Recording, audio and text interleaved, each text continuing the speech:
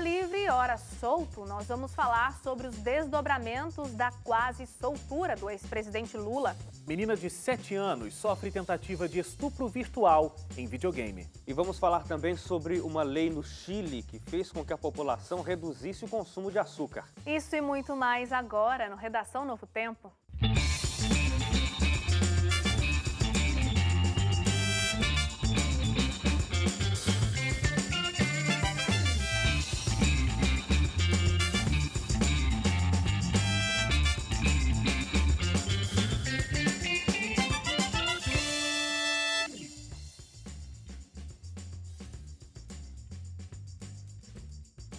Olá, tudo bem com você? Começa agora o nosso Redação Novo Tempo. Obrigado pela sua audiência, obrigado porque mais uma semana você está aqui com a gente. Você que acompanha a gente pela TV ou pela rádio, já quero, desde o comecinho do programa, já deixar as nossas redes sociais, porque durante todo o programa, durante todas as nossas discussões, você sabe que você pode participar junto com a gente. facebook.com/ntjornalismo, @ntjornalismo, você encontra a gente no Instagram, tem o nosso site também, novotempo.com/jornalismo.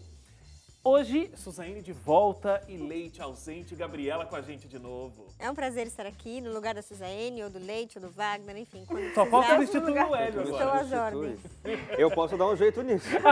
Já que é uma semana de folga já. Semana que vem Wagner, eu ia brincar assim, ó, para sua alegria, estou aqui nesse programa. Claro, sou sempre muito feliz. Esse programa não é o mesmo sem você, Eu tava Suzane. falando isso no camarim. Por exemplo, na semana passada, quem diria uma coisa dessa? Cantaria um pedaço de Para Sua Alegria começando o programa. Não existe, né, Hélio? É verdade. Aquela pessoa que tá aqui carente de elogios, né? Cavando um elogio pra dizer assim que vocês sentiram a minha falta. Mas sentimos, Suzane, bem-vinda de volta. Não sei como vou fazer, olha, com todo esse tempo de licença maternidade. Então, Gente, vocês vão morrer de depressão, hein? Digo 4 mesmo. meses mais um de férias, é isso. Uhum. 5 Se preparem meses. psicologicamente pra viverem sem mim. Vai ser difícil. Estamos viu? preparados. Muita Você aí de autoestima. casa vai se preparando também, não é verdade? Gente, Vai ser difícil se acostumar depois também, né? Depois a volta vai ser pior. Poxa vida.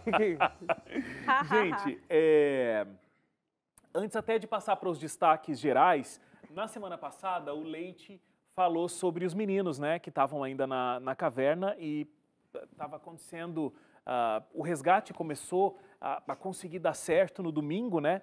E você deve ter acompanhado tudo, mas todos os meninos foram resgatados, o treinador também foi resgatado, uma história que ficou bastante emocionante, a gente ficava ligado, né, o tempo todo com um veículo de comunicação, a gente, né, ficava acessando internet, televisão para saber como é que estava isso. Infelizmente, um dos mergulhadores, ele morreu, né, tentando buscar as crianças ali e não deu certo.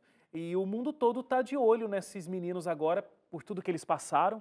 Inclusive, eu li que eles ganharam para assistir a final da Copa do Mundo.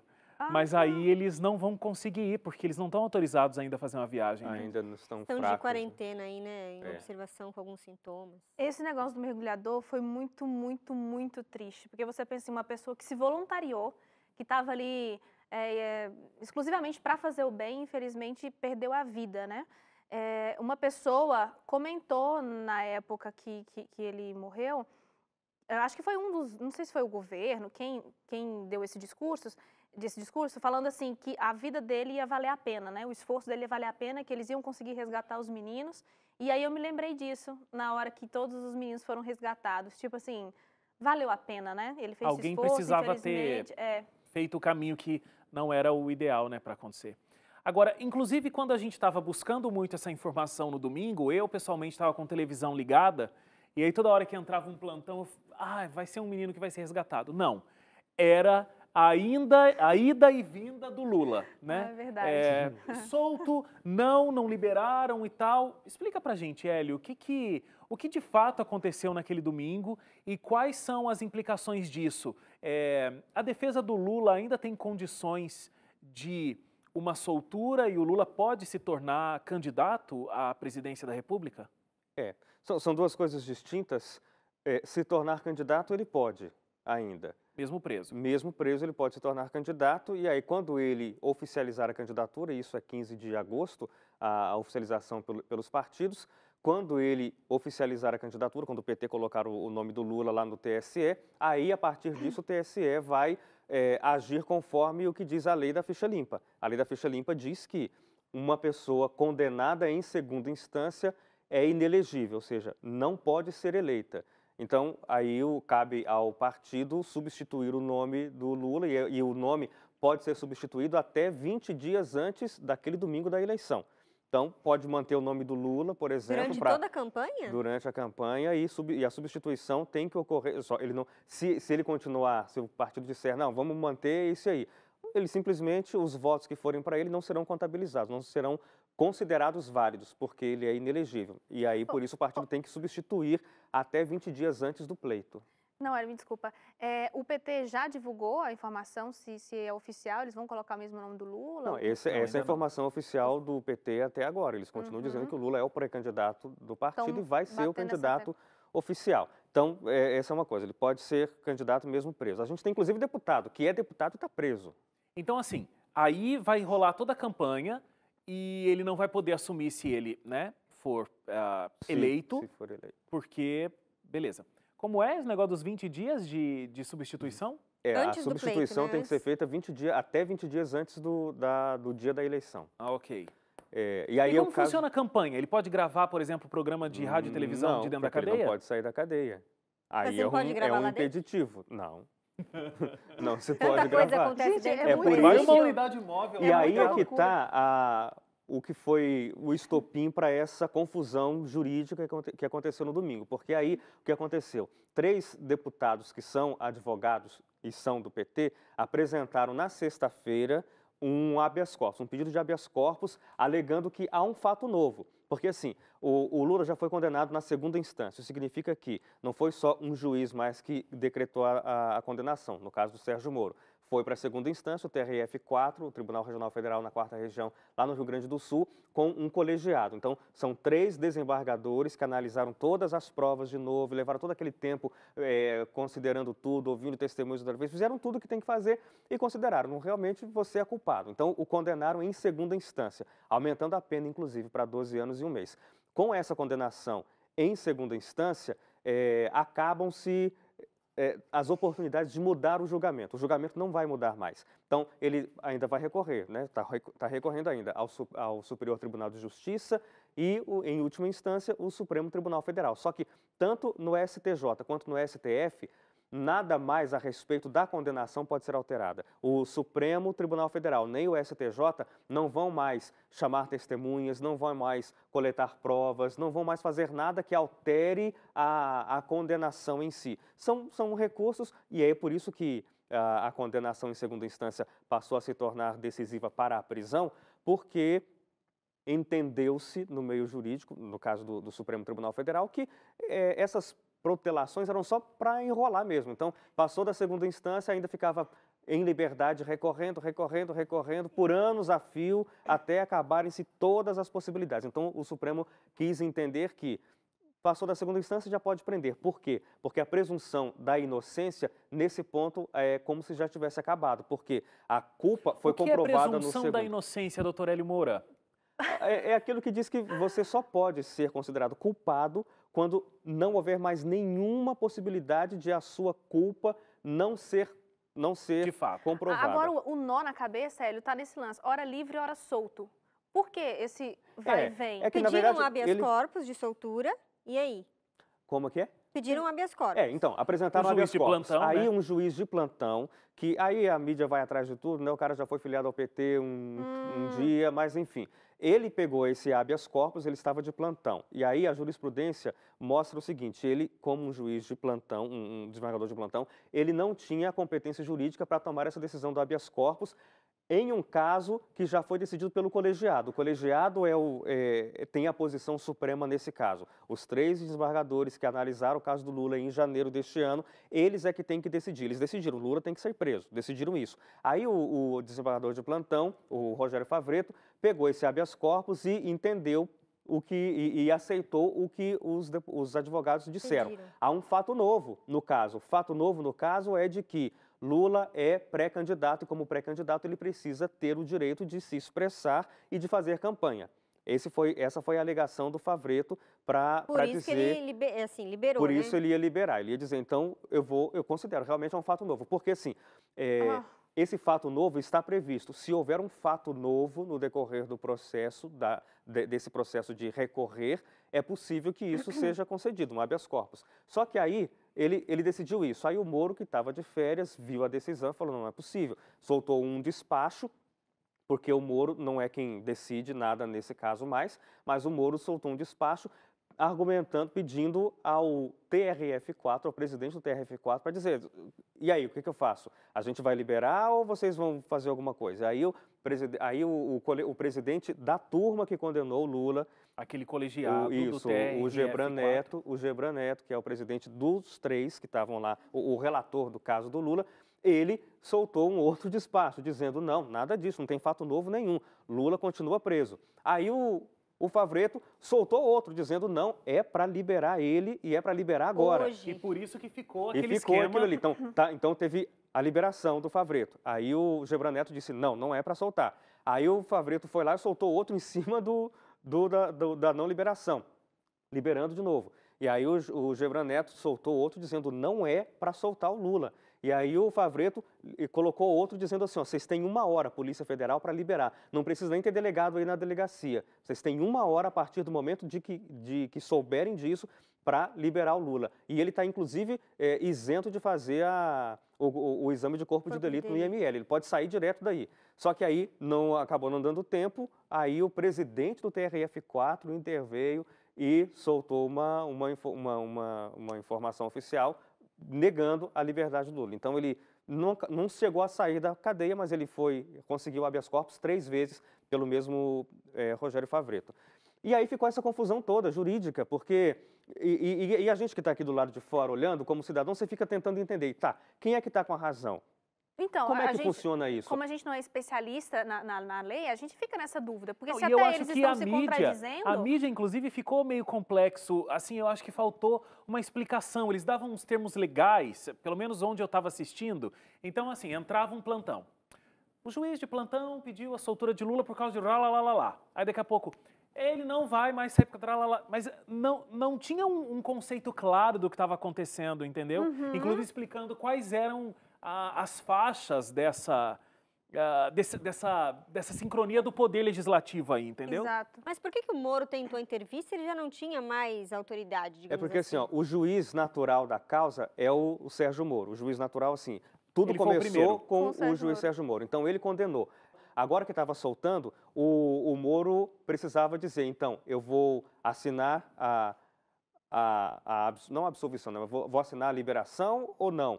Para o caso para que o TRF4 decidisse. Então, aí o presidente do TRF4 foi dizer... um negócio que, na verdade... Ele tem que obedecer, o Moro tem que obedecer. Então, se obedecer no sentido de, tá bom, você mandou soltar, vou soltar. Mas, aí ele ficou na dúvida, como é que eu vou mandar soltar? Porque tem alguma coisa errada. E aí é que tá.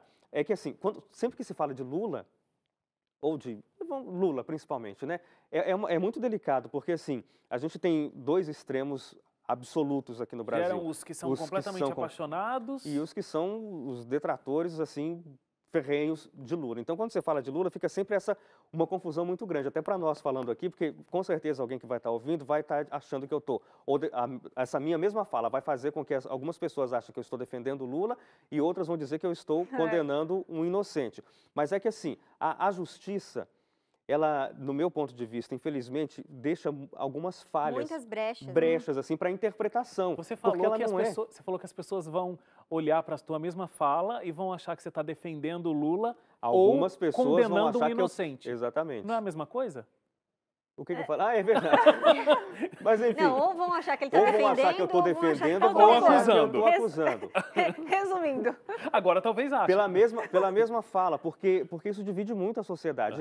E aí o PT se aproveita muito desses momentos, porque assim, o que o PT quer é mostrar desde o começo que o Lula é um perseguido político. Então, quando o Favreto fez isso, de olha, liberei, aí quem é apaixonado pela figura do Lula vai dizer, tá vendo? Tem alguém justo que vai liberar o Lula. E daí outra pessoa vem, um outro desembargador e fala, não, tá errado. E aí ele mostra em termos que tá errado mesmo, porque não cabia ao Favreto fazer essa liberação. Para aceitar esse habeas corpus, cabe ao o próprio grupo, aquela turma do TRF que fez a condenação. Eles é que podem fazer a absolvição ou não, entendeu? Mas aí, para quem tem essa paixão, ou a favor ou contra o Lula, qualquer coisa é motivo para uma discussão infinda.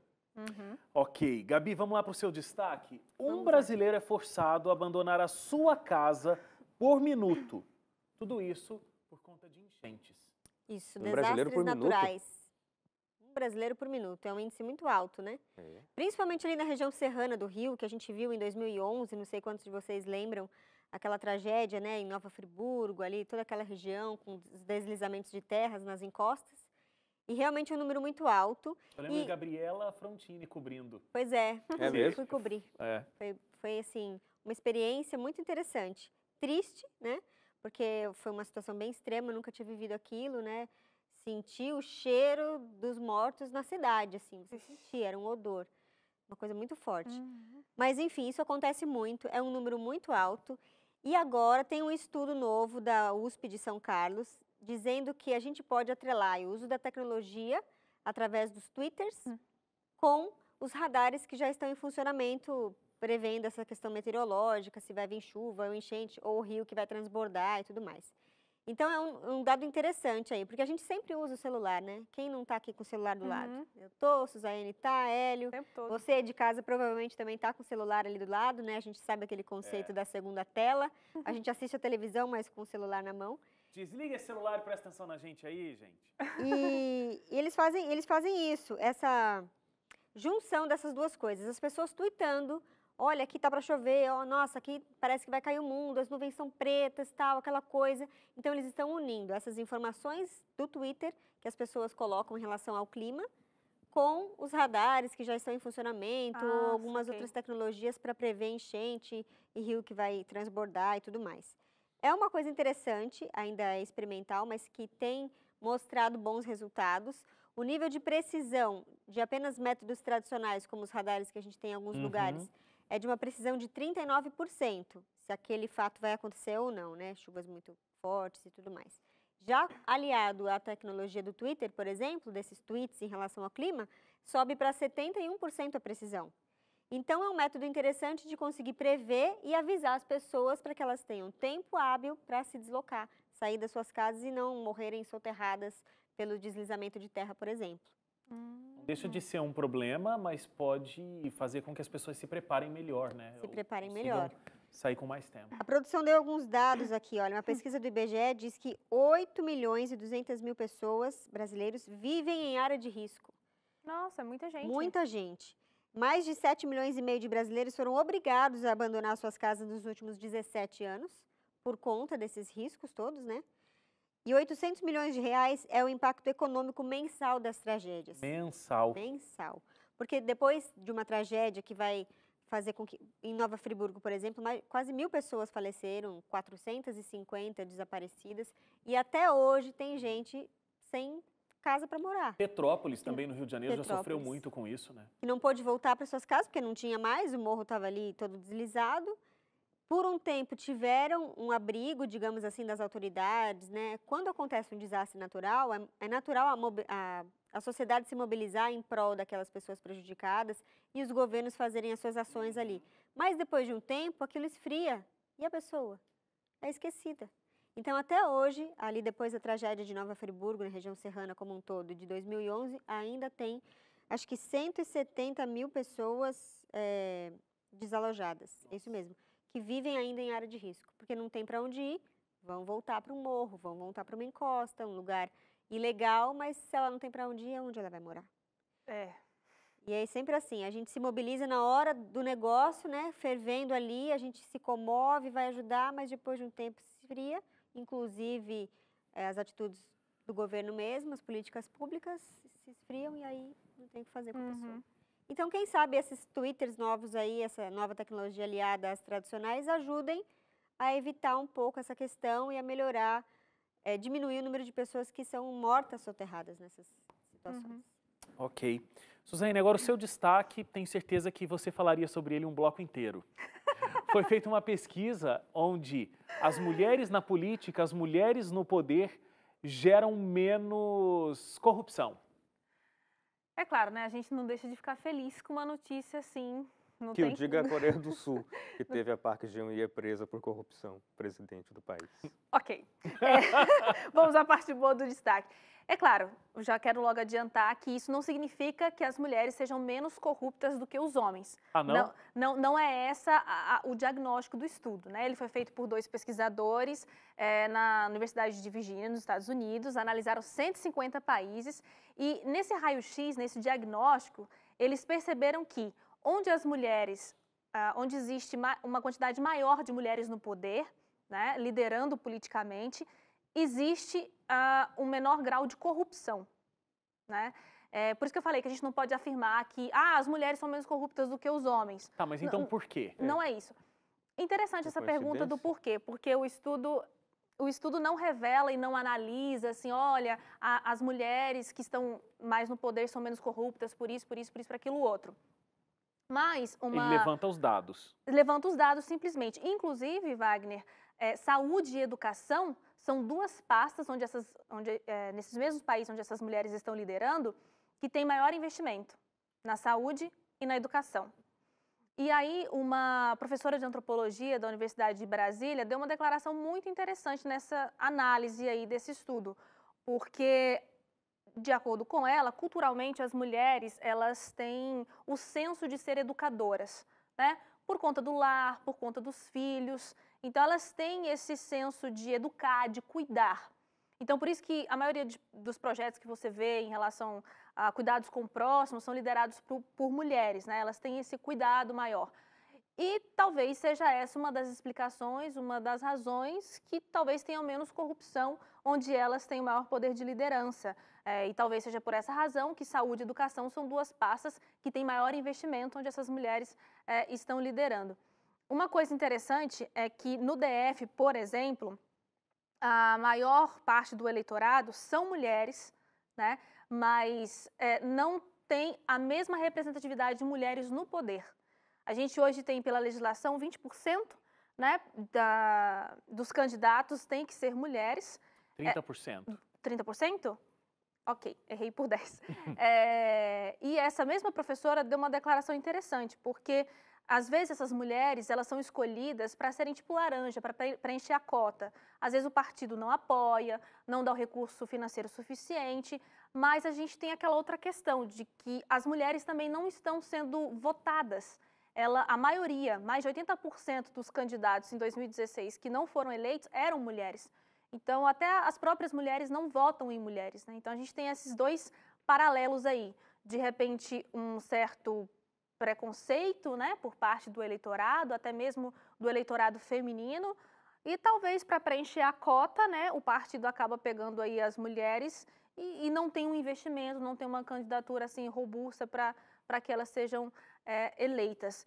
Mas esse estudo veio aí para dizer que talvez a gente precise de mais mulheres na liderança do nosso país, né? Legal.